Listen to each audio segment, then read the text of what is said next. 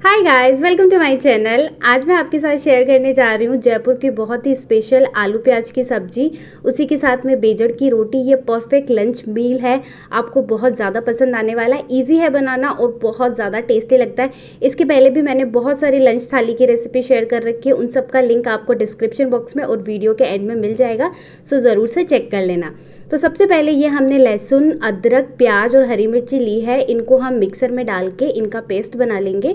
थोड़े से पानी के साथ में हमें इन्हें पीस लेना है, एकदम फाइन, जितना फाइन आप पीस सकते हो। उसी के साथ में ये मैंने 7 से 8 आलू लिए हैं, जिनको मैंने हाफ कट कर दिया है, और प्याज को मैंने ऐसे बीच में कट लगा दिया है, जैसा कि आपको दिख रहा है। आलू कच्चे हैं, हमने इनको बॉईल करके नहीं लिया है। अब हमें इन्हें डीप फ्राई करना है, तो मैंने तेल गरम होने रख दिया है। तेल में हम आलू डालेंगे और लो टू मीडियम फ्लेम पे हमें इन्हें फ्राई करना है, क्योंकि आलू कच्चे हैं। तो अगर आप हाई फ्लेम पे फ्राई करोगे ना, तो ये ऊपर से ब्राउन हो जाएंगे पर अंदर से कच्चे रह जाएंगे। तो हमें इन्हें लो टू मीडियम फ्लेम पे ही फ्राई करना है, और ऐसे लगातार इन्हें उलटते पलटते रहना है, ताकि ये चारों तरफ से एकदम इवनली फ्राई हो, कहीं से कम कहीं से ज़्यादा नहीं होने चाहिए। और अभी आप देख सकते हो आलू पे ऊपर एक अच्छा सा लेयर आने लग गया है। इस टाइम आपको कंटिन्यूसली इनको ऐसे हिलाते रहना है, ताकि इन पे इवन कलर आए और ये एकदम अच्छे से चारों तरफ से फ्राई हो जाए। अभी जो जो आलू फ्राई हो गए हैं उनको हम निकालते जाएंगे। ऐसे ही सारे आलू का कलर ऐसा आ जाएगा ना, तब हम आलू को एक अलग बर्तन में निकाल लेंगे। उसके बाद इसी तेल में हम प्याज को फ्राई कर लेंगे। प्याज फ्राई करते टाइम थोड़ा सा दूर खड़े रह के करिए, क्योंकि प्याज चटकता है, पानी के छींटे ऐसे गिरते हैं, तो थोड़ा सा केयरफुली। और प्याज को भी हमें लो टू मीडियम फ्लेम पे ही फ्राई करना है, और हार्डली 2 से 3 मिनट लगते हैं प्याज को फ्राई होने में। और अभी आप देख सकते हो प्याज अच्छे से फ्राई हो चुका है, तो हम प्याज को भी एक बर्तन में निकाल लेंगे। अगर आपको फ्राई करके नहीं खाना है तो आप इन्हें सोटे करके भी खा सकते हो। जैसे हम आलू प्याज की सब्जी बनाते टाइम इनको पहले पका लेते हैं ना तेल में, तो आप वैसे भी इनको पका सकते हो, अगर आपको फ्राई करके नहीं खाना है। पर फ्राई करके खाने से, मतलब फ्राई करने से इसका जो टेस्ट है ना, वो बहुत ज़्यादा अमेजिंग आता है। तो सब्जियाँ हमारी तैयार है। अब हम एक मसाला तैयार कर लेते हैं। तो एक बर्तन में हम पहले लेंगे 2 चम्मच कश्मीरी पाउडर, लाल मिर्च पाउडर, फिर हमने हींग लिया है, देन हमने हल्दी पाउडर, धनिया पाउडर, उसी के साथ में रोस्टेड जीरा पाउडर, गरम मसाला, काली मिर्च पाउडर और अदरक का पाउडर, ड्राई जिंजर पाउडर। इन सारे मसालों को हम मिक्स कर लेंगे। मसाले का पेस्ट बनाने से क्या होगा, जब हम सब्जी में डालेंगे तो मसाले जलेंगे नहीं, और हमारी ग्रेवी भी जो है ना काफ़ी थिक से बनेगी। अब हम जितना पानी इसमें आ सकता है उतना पानी डाल के इसका हमें एक पेस्ट तैयार कर लेना है। रनी नहीं होना चाहिए पेस्ट, अच्छा सा थिक होना चाहिए। नमक डालना भूल गए, सॉरी, तो हम यहाँ पे नमक भी डाल देते हैं इसमें 1 चम्मच। और सारे इंग्रेडिएंट की लिस्ट आपको डिस्क्रिप्शन बॉक्स में मिल जाएगी, तो डिस्क्रिप्शन बॉक्स ज़रूर से आप चेक कर लेना। और इस वीडियो के रिलेटेड जितने भी वीडियोज़ हैं उनके लिंक भी आपको डिस्क्रिप्शन बॉक्स में मिल जाएंगे। अब हम पहले रोटी का आटा लगा लेते, तो हम इसके साथ बेजड़ की रोटी बना रहे हैं, तो उसके लिए हमें 1 कप जौ का आटा, आधा कप बेसन, और हमें आधा कप से थोड़ा सा कम हमें चाहिए गेहूं का आटा। इन सारों को हम एक बर्तन में निकाल लेंगे। आप चाहे तो इस आटे का मिक्स बना के स्टोर करके भी रख सकते हो।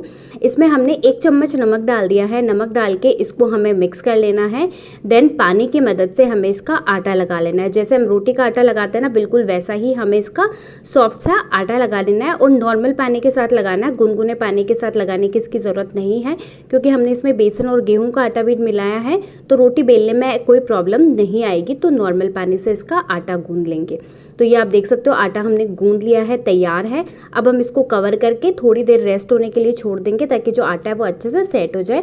इतनी देर में हम सब्जी बना लेते हैं। तो इसकी जो सब्जी है ना, वो घी में बनती है। तो कढ़ाई में आप 3 चम्मच के करीब है ना देसी घी ले लीजिए। उसमें आप खड़े मसाले डाल दीजिए, जैसे तेज पत्ता, हरी इलायची, बड़ी इलायची, लौंग, काली मिर्ची, सूखी लाल मिर्च। उसी के साथ में हमने यहाँ पे जीरा डाल दिया है, देन फिर हमने राई डाल दी है, और इसे हम अच्छे से सौते कर लेंगे जब तक कि जीरा और जो राई है वो अच्छे से क्रैकल होना स्टार्ट नहीं हो जाए, क्योंकि कच्चा नहीं रहना चाहिए।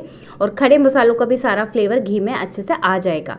अब जो पेस्ट हमने बनाया था ना प्याज, अदरक, लहसुन, हरी मिर्ची का, वो हमने इसमें डाल दिया है, मिक्स कर दिया है। और अब हम इसे 3 से 4 मिनट के लिए भून लेंगे, या जब तक कि मसाला अच्छे से पक नहीं जाता, वो साइड से जो हमने घी डाला है वो रिलीज़ नहीं कर देता, तब तक हम इसे पकाना है। तो आप चाहे तो लिड लगा के पका सकते हो, या आप इसे ऐसे ही पका सकते हो। तो 4 मिनट के करीब हमने इसको पकाया है, और ये एकदम अच्छे से पक चुका है, बहुत अच्छी सी खुशबू आने लग गई है। इस टाइम पे जो मसाले का पेस्ट हमने बना के तैयार किया है ना, वो हम यहाँ पे डाल देंगे। और इसे हमें मिक्स कर लेना। आप देख सकते हो कश्मीरी लाल मिर्ची पाउडर की वजह से इसका कलर जो है ना वो बहुत ज़्यादा अच्छा आता है। और बर्तन में थोड़ा सा मसाला लगा रह गया तो मैंने 1 बड़ा चम्मच उसमें पानी डाला, उसको मिक्स किया, देन वो भी हमने इसमें डाल दिया है। और अब हम इसे कवर करके तब तक पकाएंगे जब तक मसाला अच्छे से भुन नहीं जाता और वो अपना तेल रिलीज़ नहीं कर देता। तो अभी आप देख सकते हो मसाला एकदम अच्छे से भुन चुका है, 5 मिनट करीब मैंने इसे पकाया। अब मैं इसमें कुक टमेटो पेस्ट डाल रही हूँ। इसकी रेसिपी इस वीडियो के जस्ट पहले मैंने शेयर कर रखी है, टमेटो पेस्ट की रेसिपी। तो ये वही टमेटो पेस्ट है वो हमने लिया। अगर आपके पास ये नहीं है तो आप सिंपली जब हमने प्याज भुना था उसके बाद टमाटर का पेस्ट डाल के भून लीजिए और फिर मसाले डाल के भून सकते हो। और इसको भूनने से क्या टाइम कम लगता है। तो टमाटो पेस्ट डालने के बाद मैंने 1-2 मिनट इसको पकाया और हमारा जो मसाला है वो एकदम अच्छे से बनके तैयार हो चुका है। अब इस ग्रेवी को थोड़ा रिच बनाने के लिए ये मैंने 2/3 कप दूध की मलाई और दही दोनों को मिक्स कर लिया था इक्वल क्वांटिटी में, वो हम यहाँ पे डाल देंगे। आप चाहे तो सिर्फ मलाई डाल सकते हो या फिर आप मलाई और दही मिक्स करके डाल सकते हो, सिर्फ आपको दही यहाँ पे नहीं डालना है। और मिक्स करके तब तक पकाएंगे जब तक कि वो उबाल नहीं आ जाता। उसके बाद हमने इसमें 2/3 कप ही पानी डाल दिया है, क्योंकि ग्रेवी आपको जितनी गाढ़ी पतली चाहिए ना उस अकॉर्डिंग आप यहाँ पे पानी डाल सकते हो। पानी डाल के अच्छे से मिक्स कर देना है, देन इसमें एक बॉयल आने देना है। जैसे ही बॉयल आए लिड लगा के हम इसे वापस से 3-4 मिनट के लिए पका लेंगे। इतनी देर में मैं क्या करती हूँ, इसके साथ हरी मिर्ची भी फ्राई करी हुई अच्छी लगती है, तो हरी मिर्ची को मैंने बीच से स्लिट कर लिया है और तेल चढ़ा हुआ था ही तो तेल में हम इसको फ्राई कर लेंगे। 1-1.5 मिनट में ये फ्राई हो जाती है। पर जब भी हरी मिर्ची फ्राई करो ना उसको स्लिट करके फ्राई करो, अदरवाइज वो चटक के उछलने लगेगी और आपका चेहरा वगैरह भी जल सकता है, तो बहुत ही केयरफुली। इसके ऊपर थोड़ा सा हम नमक और चाट मसाला डालेंगे और मिक्स कर देंगे। ये फ्राई मिर्ची आप किसी भी स्नैक्स के साथ खाने के साथ सर्व कर सकते हो, ये खाने के स्वाद को 10 गुना बढ़ा देती है, बहुत टेस्टी लगती है। और इतनी देर में हमारी जो ग्रेवी है वो भी एकदम अच्छे से पक चुकी है। आप देख सकते हो साइड में इसने तेल रिलीज़ कर दिया है और बहुत ही अच्छा सा कलर आ चुका है ग्रेवी का। अब हम इसमें फ्राई किए हुए आलू और प्याज डाल देंगे। उसी के साथ में 1 चम्मच के करीब हमने यहाँ पे कसूरी मेथी, उसके बाद गरम मसाला, देन किचन किंग मसाला, और सारे मसाले डालने के बाद हम इसे वापस से मिक्स करेंगे। देन अगेन हम इसे लिड लगा के 2 मिनट के लिए कम फ्लेम पे पकाएंगे ताकि आलू प्याज जो है ना वो अच्छे से मसाले को एब्जॉर्ब कर ले और हमारा जो सब्जी है ना वो और भी ज़्यादा टेस्टी बने। तो 2 मिनट और पकाना है और 2 मिनट के बाद आप देख सकते हो सब्जी कितनी टेम्पटिंग लग रही है। हमारी सब्जी जो है वो बन के बिल्कुल तैयार हो चुकी है। अगर आपको ग्रेवी इससे थिक चाहिए तो आप 1-2 मिनट इसे हाई फ्लेम पे और पका सकते हो। उसके बाद ऊपर से हम इसमें घी डालेंगे, देन बारीक कटा हरा धनिया डालेंगे और इसे मिक्स कर लेंगे और ये हमारी आलू प्याज की सब्जी तैयार है। इसमें वैसे वहाँ पे पनीर भी डाला जाता है, बट जैसे अभी लॉकडाउन है पनीर मिल नहीं रहा है तो मैंने नहीं डाला है। बट आप पनीर को भी यहाँ पे फ्राई करके डाल सकते हो, जैसे आलू प्याज फ्राई किए थे ना वैसे पनीर भी फ्राई। बस पनीर जब भी फ्राई करो ना तो उसे पानी में सोक करके रख देना, वरना पनीर हार्ड हो जाएगा। तो सब्जी तैयार हो चुकी है। इतनी देर में जो आटा है वो भी अच्छे से सेट हो चुका है। तो आटे को एक बारी हम ऐसे मसल लेंगे और उसके बाद इसके ऊपर थोड़ा सा घी लगाएंगे और घी लगा के एक बार इसे वापस से हम चिकना कर लेंगे। उसके बाद हम इसकी लोइयाँ बना लेंगे। तो ये जो रोटी है ना वो थोड़ी बड़ी और थोड़ी सी मोटी बनती है, बट आप अपने अकॉर्डिंग छोटी बड़ी जैसी आपको चाहिए आप बना सकते हो। और इतने आटे में सिर्फ 4 रोटियां बनी हैं, जिस साइज़ की मैं बना रही हूँ उस साइज़ की सिर्फ 4 रोटियां बनी है। तो आप अपने अकॉर्डिंग आटा एडजस्ट कर सकते हो। अगर आप ज़्यादा मेंबर हो तो आप जो आटा है ना वो ज़्यादा लगा सकते हो। और आप लोई देख सकते हो कि मैं इसकी लोई कितनी बड़ी बना रही हूँ, क्योंकि इसकी रोटियाँ जो होती है ना वो काफ़ी बड़ी बड़ी होती है और हल्की सी मोटी भी होती है। तो मैं उस अकॉर्डिंग बनाने का यहाँ पे ट्राई कर रही हूँ कि थोड़ी सी बड़ी बना पाऊँ मैं। लोई को हमने सूखे आटे में कोट कर लिया है। अब हम इसे बेल लेंगे। अगर आपसे परफेक्ट गोल रोटी नहीं मिलती है या आपको लगता है कि इसके कॉर्नर कटे फटे हैं तो आप यहाँ पे किसी भी शार्प बर्तन से इसको राउंड शेप में कट कर सकते हो। जैसे कोई टिफ़िन हो गया, कुछ भी ऐसा शार्प हो गया ना उससे कट कर सकते हो। नहीं तो एजेस को आप ऐसे सील कर दीजिए तो भी रोटी दिखने में काफ़ी ज़्यादा अच्छी लगती है। बट आपको परफेक्ट शेप चाहिए तो आप फिर इसे कट भी कर सकते हो। तो ये रोटी तैयार है, इसको मैं रख देती हूँ और मैं दूसरी रोटी भी यहाँ पे बेल लेती हूँ।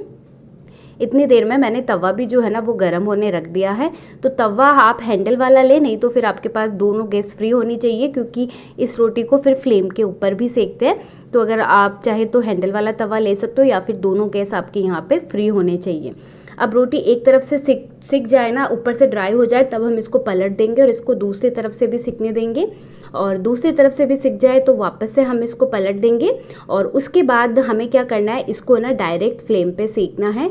और फ्लेम आपको एकदम कम रखनी है। जब आप तवे पे भी रोटी रखें तो आप तवा गर्म होने के बाद फ्लेम आपको कम कर देनी है, क्योंकि रोटी हल्की थिक रहती है ना, तो वो कच्ची नहीं रहनी चाहिए। अब हम इसे डायरेक्ट फ्लेम पे एकदम कम रखनी है फ्लेम को, और इसको ऐसे चारों तरफ से एकदम इवनली सेक लेंगे। आपको फ्लेम पे इस रोटी को छोड़ना बिल्कुल भी नहीं है, वरना कहीं से रोटी जल जाएगी और कहीं से कच्ची रह जाएगी। और आप देख सकते हो रोटी भी कितना अच्छे से ये फूल रही है। आटा अगर अच्छे से लगाते हो ना तो रोटी अच्छे से फूल ही जाती है, कोई प्रॉब्लम नहीं होती है। तो आटे को बस वही होता है कि प्रॉपरली अच्छे से बाइंड करना, देन उसको मसलना, तो आटा एकदम अच्छे से घुल जाता है। देन आप इसकी रोटियां बना लीजिए। बहुत लोगों को दिक्कत होती है कि रोटी अच्छी नहीं बनती, सॉफ्ट नहीं बनती, तो मेन प्रॉब्लम आटा लगाने की होती है। अगर आपको सारे टिप्स जानने हैं तो आप मुझे कमेंट करके बताना, मैं ज़रूर से आपके साथ शेयर करूँगी। और इसके पहले मैंने बहुत सारी लंच थाली की रेसिपी शेयर कर रखी है, 22 शेयर कर रखी है, तो आप वो सारे वीडियोज़ चेक कर सकते हो, आपके लिए बहुत हेल्पफुल रहेंगे। तो यहाँ पे हमारी रोटी भी सिक चुकी है। अच्छे से इसके ऊपर घी लगा दीजिए। घी लगाओगे ना तो ये गले में बिल्कुल नहीं अटकती है, काफ़ी टाइम तक ये सॉफ्ट बनी रहती है और बहुत ज़्यादा टेस्टी लगती है। तो फ्रेंड्स ये लीजिए, हमारी बहुत ही स्पेशल जयपुरी थाली बनके तैयार है। आई होप आपको आज का वीडियो पसंद आया होगा। अगर वीडियो पसंद आया तो इसे लाइक कर देना, चैनल को सब्सक्राइब कर देना, इसे शेयर ज़रूर करना। और मैं आपसे मिलती हूँ मेरे अगले वीडियो में। Till then bye bye.